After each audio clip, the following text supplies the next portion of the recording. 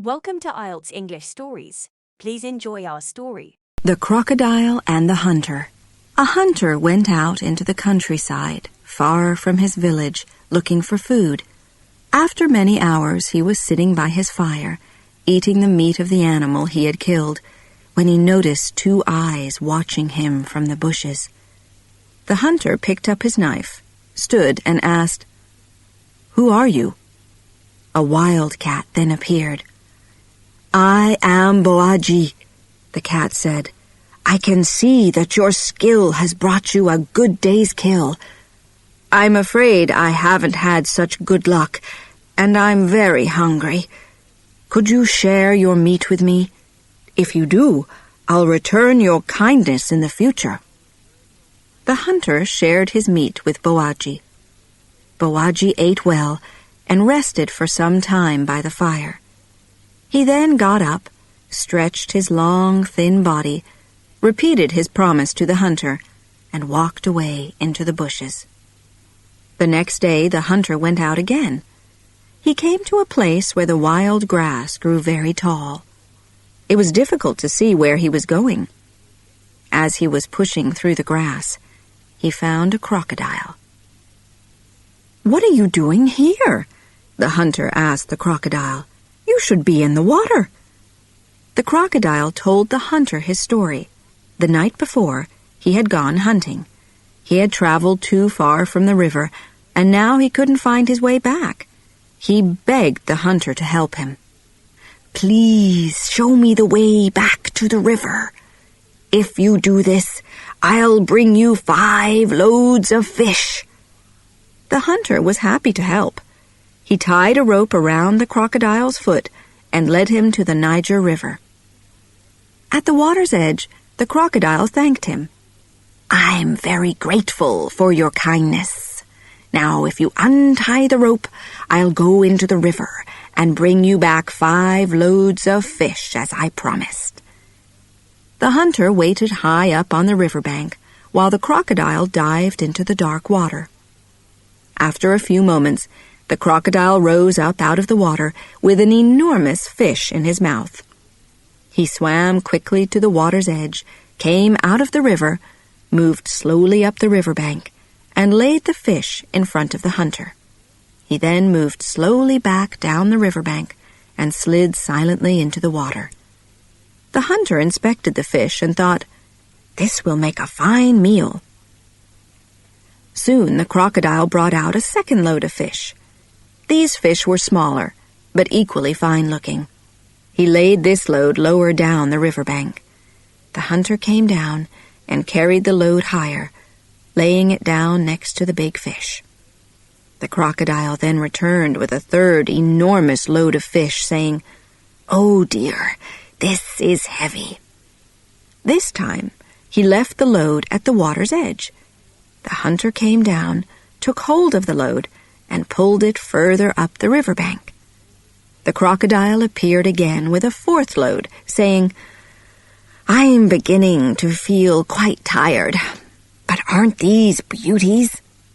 He then laid the load in the shallow water near the riverbank. The hunter came down, picked the fish up out of the water, and carried them high up the riverbank to where the first 3 loads were. Finally, after some time, the crocodile returned with the 5th load of fish, which he laid at the edge of the deep water. He called to the hunter, "I'm afraid I have no more energy. I just can't bring these any further. I hope you don't mind." The hunter came down from the riverbank, walked through the shallow water, and came to the edge of the deep water. He was bending down to pick up the fish when the crocodile suddenly jumped out of the river, closed his enormous jaws around the hunter's foot, and dragged him under the water. The crocodile raced through the water to his brother crocodiles, who were lying on a small island in the middle of the river. He called to his friends that he had caught a hunter for their dinner and invited them all to come and enjoy the meal. Crocodiles suddenly appeared from every side and crowded round the hunter, moving their heads and tails from side to side and making hungry noises. "Wait!" shouted the hunter. "I helped your friend. He lost his way and I helped him. And now he's going to eat me. I ask you, is this fair?" The crocodiles replied, "Let's see if it's fair. You must get 4 opinions on this question, and then we'll decide." Just then, an asubi, a colored mat, floated down the river. It was old and torn. The hunter shouted to the asubi, "Asubi, please help me!" "What's wrong?" the mat shouted back. The hunter told the asubi what had happened, and then asked, "Do you think this is fair?" The mat replied, "You are a man. I know what men are like. When a mat is new and can be used for many things, they respect it and care for it. They keep it clean and put it away carefully when they have finished using it. But when a mat is old, they forget that it used to be their friend. They throw it away. They throw it into the river. You ask me if life is fair. Life is not fair. You will be fortunate if the crocodile treats you as well as men have treated me." The mat floated away down the river.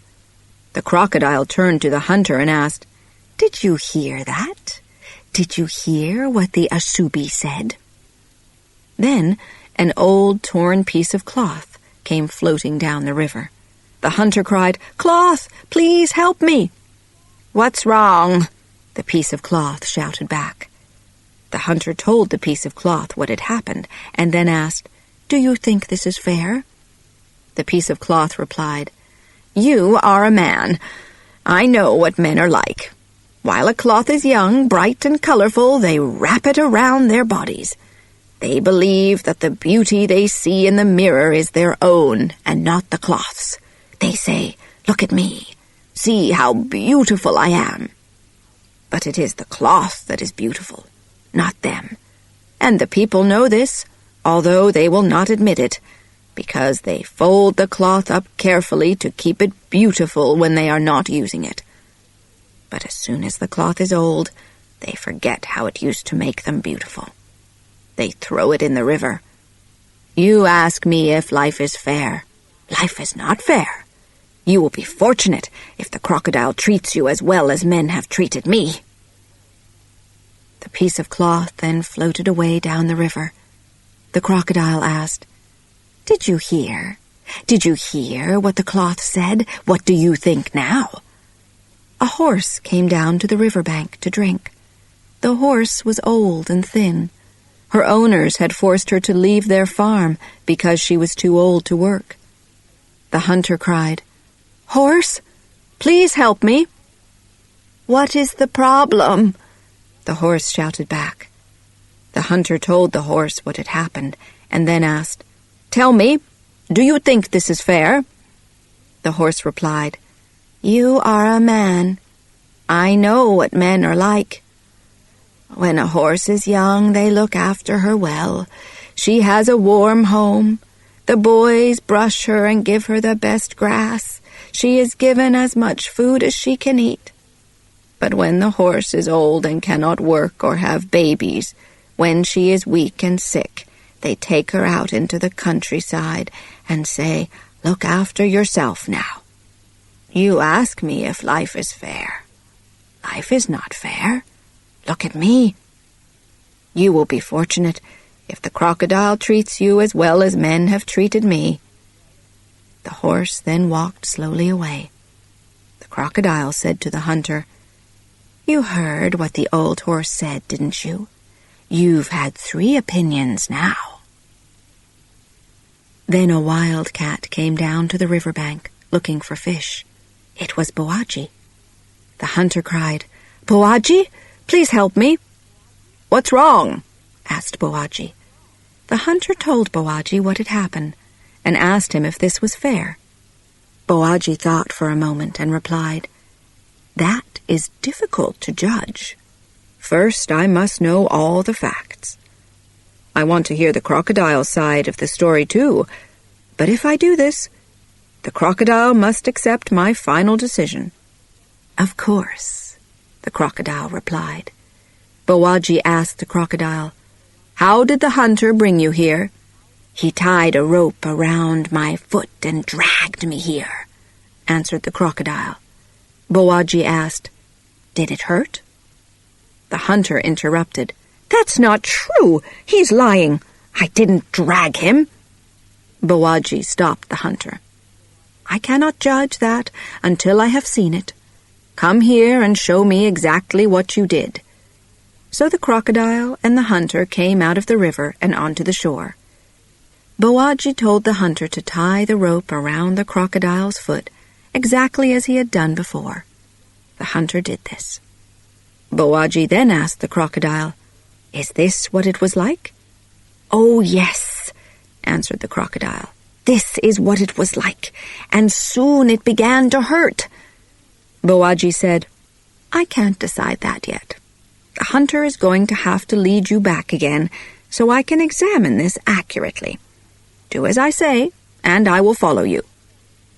The hunter picked up the rope and led the crocodile back into the tall grass, while Bowaji followed.